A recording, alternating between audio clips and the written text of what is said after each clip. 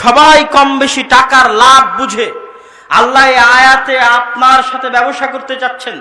ইন্নাল্লাহ আশতারা মিনাল মুমিনিন, আল্লাহ কিনে নিতে চায় আপনাদের নিকট থেকে, আল্লাহ আপনাদের নিকট থেকে কিনে নিতে চায় আনফুসাহুম, আপনাদের জীবন, ওয়া আমওয়ালাহুম, আপনাদের ধন সম্পদ।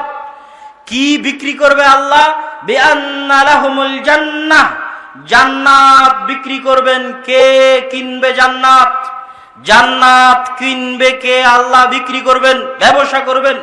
মানুষের সাথে আল্লাহ এই ব্যবসার ঘোষণা দিয়েছেন। আলা আদুল্লুকুম বিতিজারাহ, আমি কি তোমাদের বলে দেব না একটি ব্যবসার কথা, যেই ব্যবসা তোমরা করবে আল্লাহর সাথে?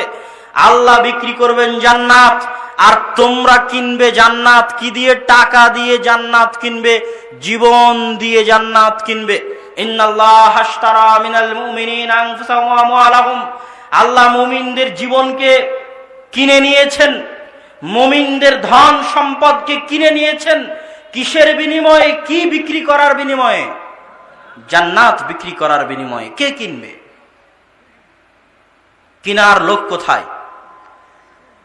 এই জন্য বলা হয়, এই আয়াত প্রমাণ করে যে ইবাদত দিয়ে যত বেশি পরিমাণে জান্নাত কেনা যায়, তার চেয়ে বেশি পরিমাণে জান্নাত কেনা যায় দান করার মাধ্যমে, তার চেয়ে বেশি পরিমাণে জান্নাত কেনা যায় শহীদ হওয়ার মাধ্যমে।